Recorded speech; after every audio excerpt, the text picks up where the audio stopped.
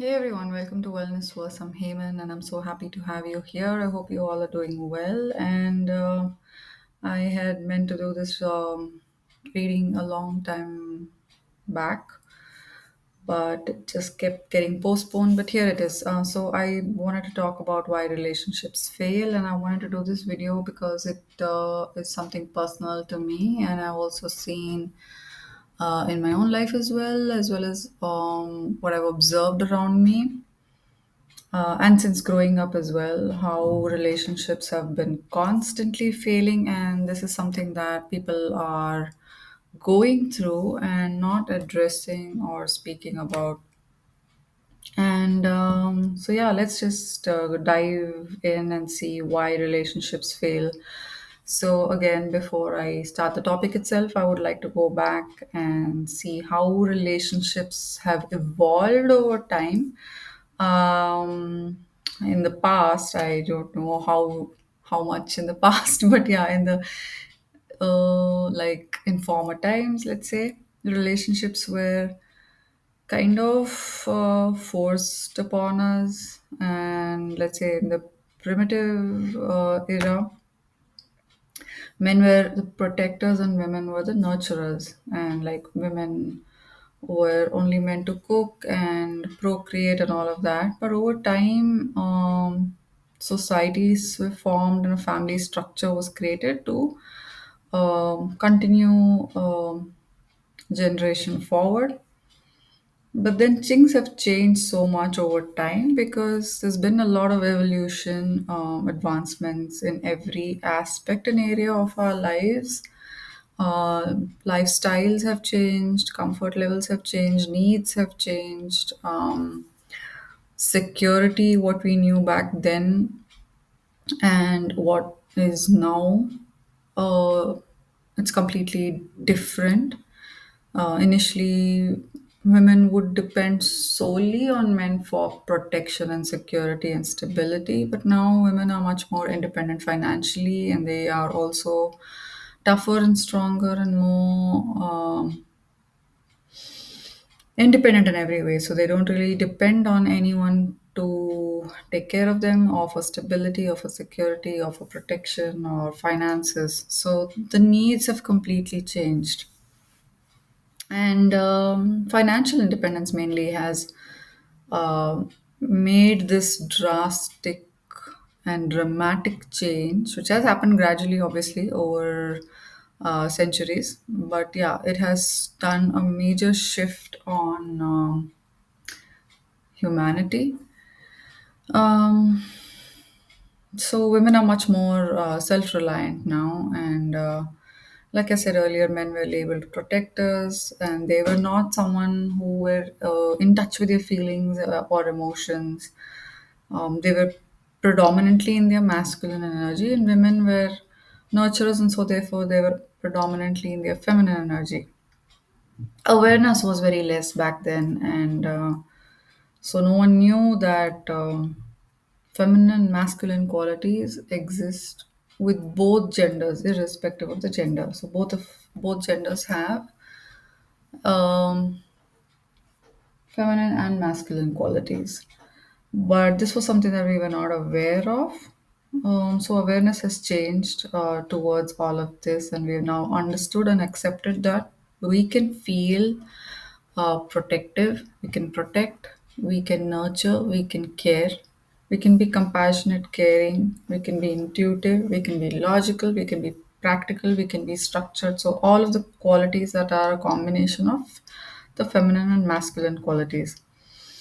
So in former times, arranged marriages was something that was created to encourage or to force people to getting married as soon as they reach a certain age. So earlier it used to be at a very young age, or maybe somewhere, sometimes even child marriage, but then 11 or 15 back in those days. In fact, my own grandmother was married off at the age of 15, and she had her first child, I think, at the age of 15. I don't know, something like that, 15 or something. So, yeah, that's really early. Although those were the more mm, fertile years for conception and stuff, but child was not given a choice. So that is the only issue. Children had no choice, no say in the matter. They were just doing what was expected of them from their parents. And so arranged marriage system was more predominant in restrained countries. Um, and This was also, I mean, this was mainly because parents also felt that they could not protect or care for their children after a certain age. So they wanted them to move on and create their own families and homes. And so children were forced to get married to a person of the parents' choice. This is something that is still continued in some parts of the world, but it really doesn't help in any sense of the word, because even if you do have children, there is something deeper that a relationship requires, and that is cannot be forced by marriage, by forcing someone to get married, because there is no, a bond may or may not develop depending on likes, needs, personality match, chemistry, and so much more. So now, especially, this is really something that does not make sense, and especially when we talk about arranged marriage, because this is it's really like, if I believe that if you are old enough to get married, then you should be given the choice to choose your own partner as well. Or this is something that you should sit and have a say in. At least you should have a say in the matter. Um, and there could be things like people wanting to have kids or not. So all these options and choices should be given to people if they are at an age with the mental maturity and emotional maturity to carry the responsibilities of a relationship or a committed marriage for life.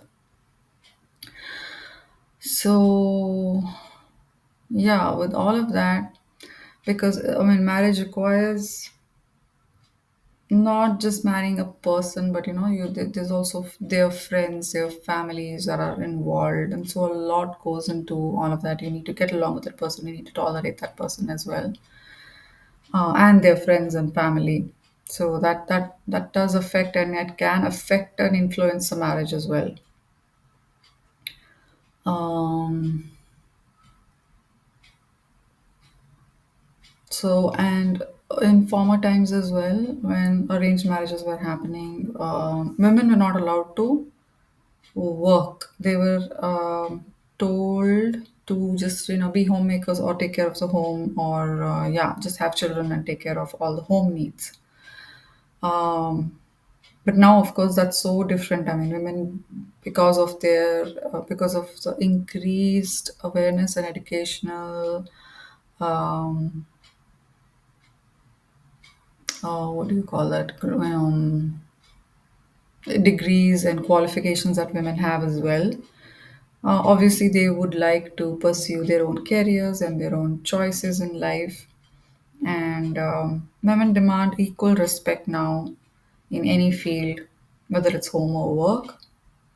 So, just going ahead and getting married to someone does not really ensure a long lasting relationship. Um, Also, I want to bring to focus the fact that all of this time, it's like it was also imposed on people that marriage or love is an end all, or like something really dreamy or fascinating, or it was just hyped. It was kind of like marketed to us to make us feel that this is something great. And we had things like, in every way, whether it was a nursery rhyme, whether it was like Barbie and Ken, or like women or girls, young girls were made to feel that there is some knight in shining armor coming to rescue them, and the whole concept of love was portrayed in a manner that was either misunderstood or just portrayed in a wrong manner, in a manner that gave people the impression that this is something that's like an escape into a dream rather than facing reality. But then, actually, when you get into it, the harsh reality was something that kind of shook people up and again led to failure in marriage or breakups. So, we have now also realized that love alone is not enough to sustain uh, a relationship, a long lasting or a long term relationship. There are other factors, important factors, such as, do you want to get married? First of all, do you love that person? Are you old enough? What are your thoughts on marriage? What are your thoughts on relationships? What are your partner's thought? What are your individual needs and your needs and your expectations out of the marriage?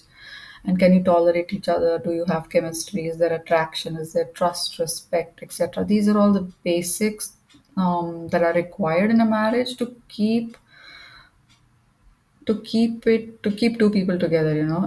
Like, you can fall in love, but falling out of love also is equally easy. And especially when marriage is brought into the picture, when the responsibilities start coming in and everything becomes transactional, you easily fall out of love, and then you see each other for who they really are. And that's where, um, depending on the tension or the past conditioning, things can break easily. Like, two people can crumble really easily under the pressure of marriage. And when you have children thrown into the mix, then it's even more complicated, complex. And then, people can just fight over things like children, responsibilities, household work, sharing household work, and stuff like that. So these are all important things that need to be considered. And first of all, can you be friends? That is the most important thing. um, do you have similar needs or interests? Do you both want to have kids at all or not? If these factors are not discussed before marriage, then you're definitely set up for failure. And this is one of the biggest reasons why marriages fail. A good marriage should give a safe space to exist, to breathe, to share equally, to nurture equally, and to feel equal on all levels, to feel a sense of companionship, love, longing, belonging, togetherness for life. That's what keeps it going long term. So don't just jump in and get married. Talk, communicate, discuss, be friends, heal past wounds, so that you don't carry all your past wounds into your marriage. And remember that marriage is not a solution, or you're not a fixer to problems of your partner. You both need to heal. You both need to figure out what you want to make it work. And yeah, a premarital counseling is really necessary to also understand what responsibilities could come up, what situations can arise, that can cause issues, breakups, fights, and stuff. It's not like,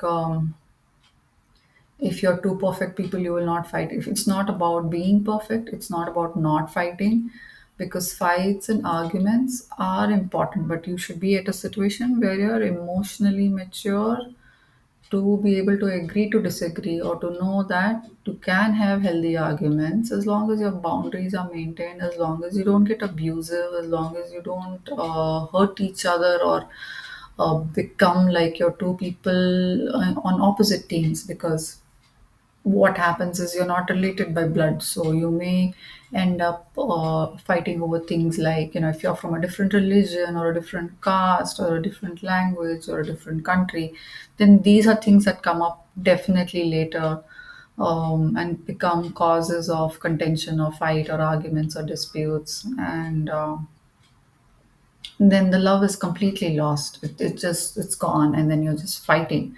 So just living together and fighting is really unhealthy for yourself as well as for your children, or even your own future or your peace of mind. So there's a lot that goes into maintaining a marriage for a long term. So getting married is easy, falling in love is easy, but maintaining it for a long term is something that requires a lot of patience, a lot of emotional maturity, a lot of communication, respect, trust, being committed and loyal to each other, understanding why you're in that marriage or what you need out of it, and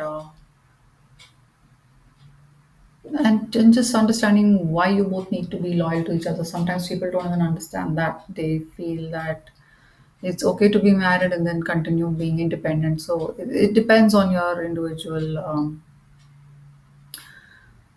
needs out of the marriage. So that's important. So figure out all of that before you get married. And it is important to keep it sustaining long term because breakups hurt everyone. So it's not fun or easy for anyone to deal with breakups and the pain and the heartache because it takes years to recover from a divorce or a breakup or multiple breakups or multiple divorces. It really takes a lot out of you, and it makes you lose your self worth, self confidence, and then it starts affecting every other aspect of your life. So be more um, informed where marriage is concerned, understand why you want to get married at all, and know that love is really not enough to keep a marriage going. There are a lot of other factors that need to be considered as well so that you can keep this long lasting. Um, and yeah, obviously, at the core of it, love is really important because without love, I mean, why would you want to get married to someone? You need to like their personality, there should be attraction, chemistry, and all of that, and then be able to look beyond all of that, knowing that at some point looks are going to, like you're going to get older, so looks will not be there. What will matter to you after that? What are your individual natures? What do you do when you get angry? What do you, how do you handle pressure? How do you handle tension?